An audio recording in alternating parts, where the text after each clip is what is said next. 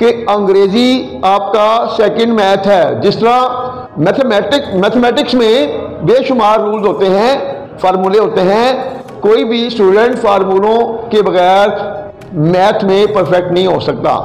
اسی طرح انگریزی بھی وہی چیز ہے. ہمیں بچپن سے ہم بھی سنتے آ رہے تھے، آج بھی یہی بات چلتی ہے کہ جی جس کو ٹینسز آ جائیں انگریزی آ جائے گی. کبھی بھی نہیں آ سکتی.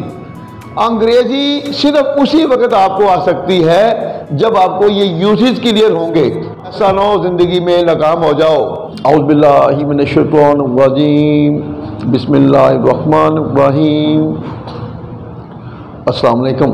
آج کی جو ہماری کریکشن ہے اس میں بھی آپ کو بے شمار ٹیکنیکس کے بارے میں اویئرنیس دی جائے گی. آپ کے پیپر میں جو کریکشن کا رول ہے یہ بہت بڑا رول ہے. صرف اگر فیل ہوتی ہے تو یہ کریکشن کی وجہ سے ہوتی ہے، چونکہ کریکشن کے بارے میں بچوں کو اویئرنیس نہیں دی جاتی. ہمارے وہ اسٹوڈنٹ جو رٹا لگاتے ہیں ان کو تو بالکل ہی نہیں پتا کہ اس میں کون کون سے رولز آتے ہیں. We are answerable before God. ہم خدا کے سامنے جواب دہ ہیں. کریکشن میں سب سے پہلے تو کوشش یہ ہونی چاہیے کہ ہمیں جو سینٹینس ہمارے سامنے آئے تو اس کا ترجمہ کلیئر ہونا چاہیے. جب اسٹوڈنٹ کو ترجمہ کلیئر ہو جائے تو کافی حد تک وہ اسٹوڈنٹ خود بھی کریکشن کر سکتا ہے. اب پراپوزیشن کا بھی بہت بڑا رول ہے انگریزی میں. جس طرح یوزز کا بہت بڑا رول ہے اسی طرح پراپوزیشن کا بھی بہت بڑا رول ہے. تو اکثر کریکشن میں پراپوزیشن کی مسٹیک ہوتی ہے اور اکثر میں یوزز ہوتے ہیں یا کچھ میں ٹینسز بہت کم یوز ہوتے ہیں. زیادہ تر جو کریکشن چلتی ہے وہ یوزز کے حوالے سے اور پراپوزیشن کے حوالے سے ہوتی ہے. کیونکہ یوزز کے بارے میں تو بالکل اسٹوڈنٹ کے پاس اویئرنیس نہیں ہوتی، اس لیے وہ کنفیوز ہوتے ہیں.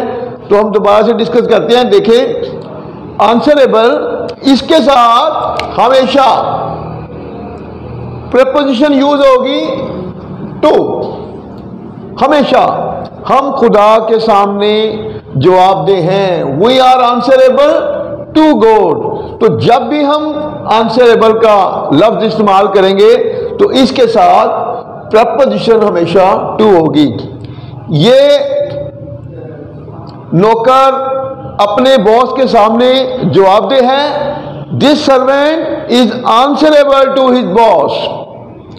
ہم اپنے ماں باپ کے سامنے جواب دہ ہیں. We are answerable to our parents. ہم خدا کے سامنے جواب دہ ہیں. We are answerable to God. تو جیسے جیسے وقت گزرے گا، اب چونکہ ابھی ہم آپ کو پیپر کے حوالے سے سپورٹ کر رہے ہیں، بعد میں انشاءاللہ ہم آپ کو سیلف رائٹنگ کے وہ تمام رول بتائیں گے. اور اگر آپ ان سیلف رائٹنگ کے رول کو کنٹرول کر لیں گے تو کسی بھی ٹاپک پر آپ بول بھی سکتے ہیں اور لکھ بھی سکتے ہیں. آئی ایم سینئر دین ہم. میں اس سے سینئر کہتے ہیں اعلیٰ کو، میں اس سے اعلیٰ ہوں. یہ بھی اکثر پیپر میں کریکشن چلتی ہے. اچھا اب دیکھنا یہ ہے کہ کوئی بھی کمپیریٹو سینٹینس جو ہوتا ہے، کوئی بھی لفظ جو آئی او آر پہ ختم ہو رہا ہو، جو آئی او آر پہ ختم ہو رہا ہو، آئی او آر کمپیریٹو سینٹینس میں کوئی بھی آئی او آر پہ جو لفظ ختم ہوگا، جیسے کہ سینئر، سپیریئر، انفیریئر ایٹسیٹرا وغیرہ وغیرہ. تو جو بھی لفظ آئی او آر پہ ختم ہوگا اس کے بعد کبھی دین کا استعمال نہیں ہوگا. اس میں ہم سپیریئر کے ساتھ ہمیشہ ٹو کا استعمال کریں گے. یہ فار ایور رول ہے. وہ مجھ سے جونیئر ہے. He junior to me. He has any books. یہاں پر جو کنفیوژن ہے ہیز کے حوالے سے ہے. ہیز اینی کا استعمال ہم کہاں پہ کرتے ہیں؟ اینی صرف آپ کے نیگیٹو سینٹینس میں یا انٹروگیٹو سینٹینس میں یوز ہوتا ہے. یہ پازیٹیو سینٹینس ہے. پازیٹیو سینٹینس کون سا ہوتا ہے، نیگیٹو کون سا ہوتا ہے؟ اور انٹروگیٹو سینٹینس کون سا ہوتا ہے؟ دیکھیں پوزیٹو جیسے یہ ہے ہی ہیز اینی بکس، اس میں نہیں کا لفظ نہیں آیا، تو جس فقرے میں نہیں کا لفظ نہیں آئے گا اس کو ہم پوزیٹو سینٹینس کہتے ہیں۔ میں بہت سی کتابیں رکھتا ہوں، آئی ہیو مینی بکس، مطلب اس میں نہیں کا لفظ نہیں آیا۔ اگر یہ آ جائے میرے پاس کوئی کتاب نہیں ہے، I have no book, I do not have any book, تو اینی جو ہے وہ صرف نیگیٹو سینٹینس میں آئے گا یا انٹروگیٹو سینٹینس میں؟ کیا اس کے پاس کوئی کتاب ہے؟ اب کیا ہوگا؟ Does he have any book, تو مطلب اینی نیگیٹو اور انٹروگیٹو سینٹینس میں آ سکتا ہے، پوزیٹو میں نہیں آئے گا۔ تو پھر اگر اینی نہیں آئے گا تو پھر کیا آئے گا؟ تو پھر اس کی جگہ آئے گا سم۔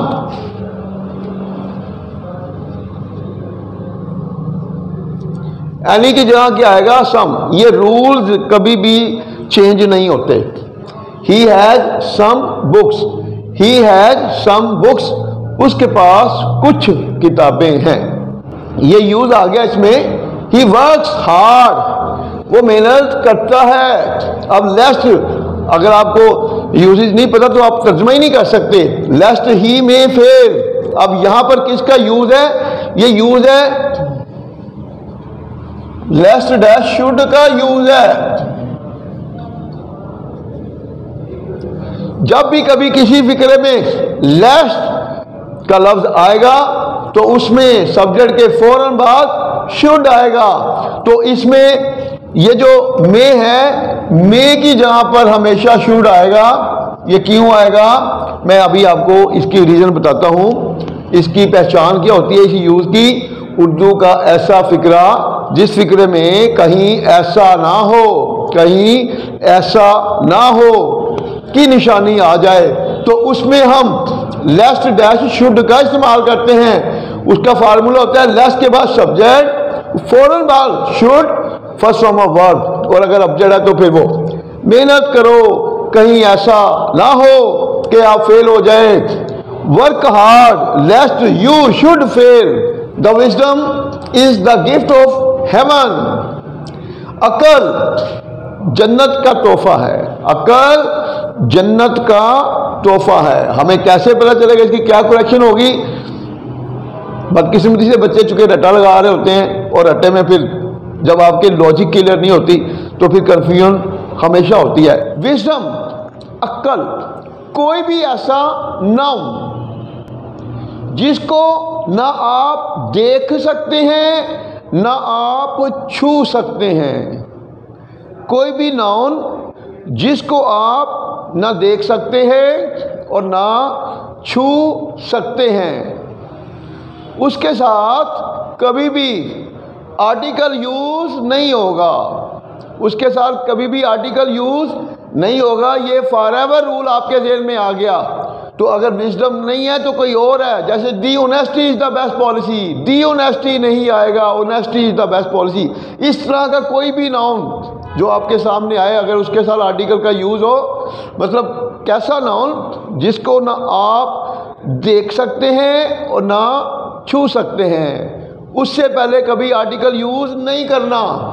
اس کے بعد جو مزید آپ کو ذہن نشین کرنی چاہیے بات وہ یہ ہے کہ جب کوئی بھی سنٹینس شروع ہوتا ہے، یہ پنچویشن میں بھی یہ چیزیں آتی ہیں کہ جب کوئی بھی سنٹینس شروع ہوتا ہے تو اس کا فرسٹ لیٹر ہمیشہ کیپٹل ہوگا۔ اب یہاں پر دی کا ٹی کیپٹل ہے تو جب ڈی تو ڈراپ کر دیا چونکہ یہ آپ کا آرٹیکل ہے۔ اب وزڈم ناؤن جو ہے، اب جب یہ ناؤن شروع میں آئے گا تو اس کا ڈبلیو کیپٹل ہوگا، تو پھر wisdom is the gift of heaven, عقل جنت کا تحفہ ہے۔ جب ترجمہ کرتے ہیں یہ بھی ٹیکنیکس ہے، انگریزی سے اردو میں ترجمہ کرنا اور اردو سے انگلش میں ترجمہ کرنا، یہ بھی ٹیکنیکس ہے۔ ہم ساری باتیں ایک دن میں نہیں بتائیں گے، انشاءاللہ تعالی ہماری کوشش ہے کہ ہمارے اپنے نوٹس بنے ہوئے ہیں، بی اے کے ہمارے اپنے نوٹس ہیں، ایم اے انگلش کے بھی ہمارے اپنے نوٹس ہیں۔ اور مزید ویڈیوز دیکھنے کے لیے دیکھتے رہیے ہمارا چینل